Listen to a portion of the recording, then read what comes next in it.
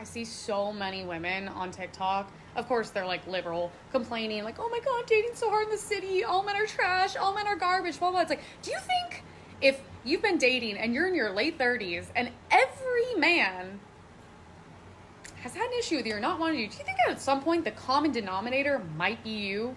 Maybe you're the problem. Maybe it's not like the 4.5 billion men on the planet. Trust me when I say there are thousands of people suitable for you. I think it might be you. You might be, if you cannot obtain a partner, you might be nuts. Also, I don't understand this thing, like, it's so hard to date in the city. I understand the challenges of the city. Where would you rather be? The cornfields where there's 5 people to date? What, do you want to go to an Amish community? I'm so confused. In the city, you have literally the most amount of options. I don't understand. What's better? What's a better option? I don't understand these things. It's always interesting when accountability becomes part of the conversation. Responsibility works best when it's expected from everyone involved, not just one side.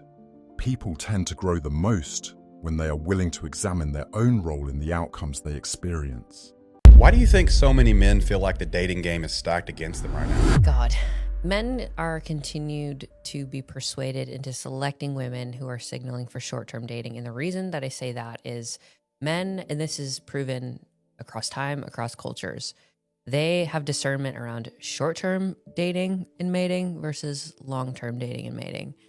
And the reason that that's important is women now, with the cultural changes, with feminism, with the influence of empowerment via promiscuity, they're all signaling for short-term mating strategies.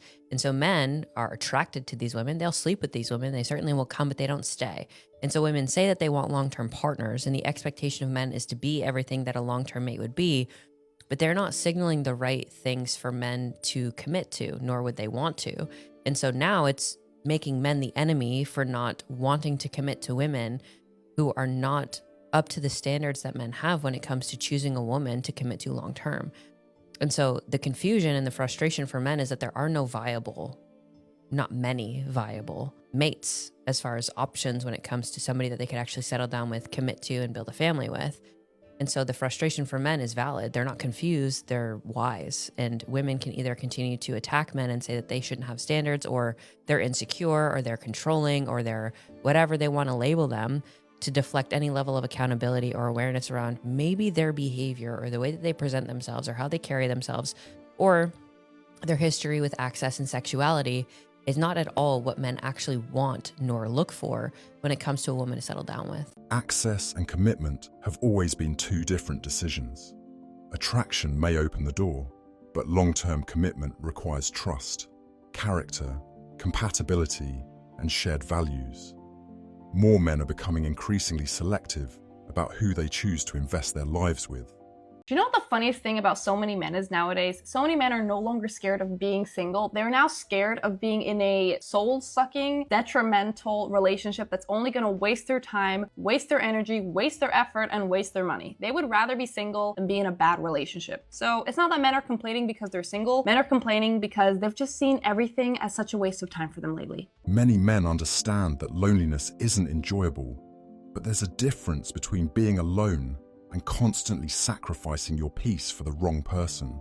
Losing your sense of self while giving everything you have to a relationship is a price many are no longer willing to pay. Once a man experiences both, he often becomes far more protective of his time, energy, and emotional well-being. It's Valentine's Day, and 70% of men are choosing to stay single. And I don't even blame them, and this shouldn't be a shock to anybody. Dating in this generation is so impossible, and I can talk about it for literally days. It feels like every single woman in this generation is either a gold digger or a bop or both. And so yeah, a lot of men are saying, we choose to be single, we're not gonna deal with this anymore, and I get it. I wouldn't either. That sounds awful. I just saw someone say something today about how I would rather be single than settle. And yeah, me too. I get it. That's me too. But it's crazy because you'll see women come online and be like, men are so sad and they're so single and they're so alone, but not me. I'm having a good time, just the men are having a bad time. And it's like, girl, be so serious for 2 minutes. Anyway, So happy Valentine's Day to all the singles out there. We see each other. We're right there. Most men aren't searching for someone who treats life like a performance. They want a genuine partner they can build with, not someone who's more invested in appearances than connection. Authenticity has become increasingly valuable in a world filled with constant validation seeking. So you guys just want to stay single, right? True. A lot of gentlemen out there would honestly rather stay single. Because why else would you stop approaching women in public entirely? Other than the reason that a lot of women have told men to leave them alone, they don't want them in their lives and they don't need them, quite frankly, a lot of women's personalities really aren't conducive to an actual conversation, let alone a relationship. Because I feel like back in the day, like early 2000s, maybe the 90s, it was so common for men to walk up to women and, start a little conversation. Nowadays, that does not seem to happen anymore. There's a lot of men out there have woken up and seen what some women out there are really like. So, frankly, most of them would rather stay single than risk being with some of the types of women that they see every day on social media. So tell me, why is it that you guys would rather just die alone? Because a lot of men have realized that it's not only easier, but it's much more peaceful being single. And not only that, but a lot of men have woken up to the fact that they have self-respect, and they don't need to be in a relationship to be considered a complete person. The reality is that most men never set out with the goal of staying single forever. They simply reach a point where the risks, sacrifices, and uncertainty no longer feel justified compared to the life they've already built for themselves. When a man creates a peaceful life on his own, his standards naturally become much higher. When you say I don't chase women, my first initial thought is, well, then go find your man. You likely aren't making plans. You aren't initiating conversation. Your text messages are really dry. What are you doing? Are you wanting the woman to chase you? Because if that's the case, then you probably aren't even into women. You're probably into men. I just don't get it when men say things like this. You probably don't text first in the morning. You don't say good morning. You don't say good night. You don't check in. Like, you want to be single. That's what you should be. If you're not pursuing a woman, then you want to be a woman. Like, this is the problem with guys nowadays. They're so fucking feminine that they want the women to do their job. No. Trying to shame men into pursuing relationships rarely produces the desired result. Men are far more likely to respond to value, respect, and authenticity than pressure or guilt.